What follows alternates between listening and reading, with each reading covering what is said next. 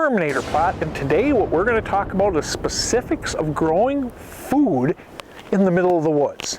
You know, if you'll recall, we're about 50 yards off of a main food source. We've got super low impact access, perfect safe wind, and beautiful low impact departure as well, with the access and departure matched with the same safe wind direction for the stand.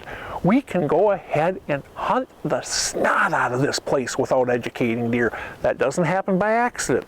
That happens by finding the stand and then building the food plot around it. So when it comes to actually building the food plot, what did I do? Well, first thing I did is I brought in a bulldozer. I took out the trees I could actually take out. I created a nice little opening. Hey, are there trees in this opening? Of course there are. I've opened it up just enough to be able to get enough sunlight in here to grow fall, winter, spring / cereal rye. And that's what we always want to start with on these in-woods plots, unless you have outstanding soil quality. Most in-woods plots don't. The soil quality in a heck of a lot of in-woods plots are pretty poor. So that is another reason to go ahead and start them off with fall, winter, spring / cereal rye. The cereal rye in fall, winter, spring, what it does is it does first, it can go ahead and grow very easily. Okay, it's one of the easiest plantings there actually are out there.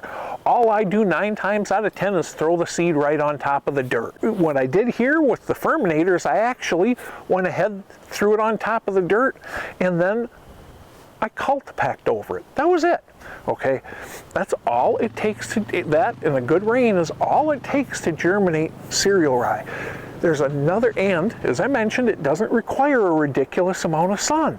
And it's actually actively growing in the fall. What happens in the fall? Leaf drop, which helps out tremendously.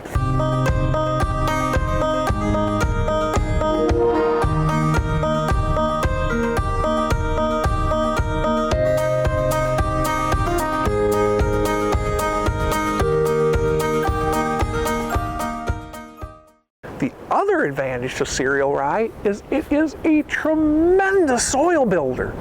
It does more to go ahead and build organic matter in the soil than any other food plot crop I'm aware of, including buckwheat. It also mines potassium and nitrogen from deep in the soil, deeper than what, because cereal rye has such a deep root system, it goes ahead and brings that up closer to the surface for other plantings to go ahead and utilize it. And lastly, it actually gives off its own form of herbicide, killing off the competition. Add all that together, and I'll tell you what, at least 9 times out of 10, if not closer to 9.8 times out of 10, when I'm creating a food plot like this, I'm planting it in cereal rye at least the first 2 years, very often the first 5, to do absolutely nothing more than build this soil quality. The more you can build up the soil quality, and then you get in here and you open up the canopy a little more, now we can start planting clovers. We can start planting honeyhole, brassica plots, that type of stuff.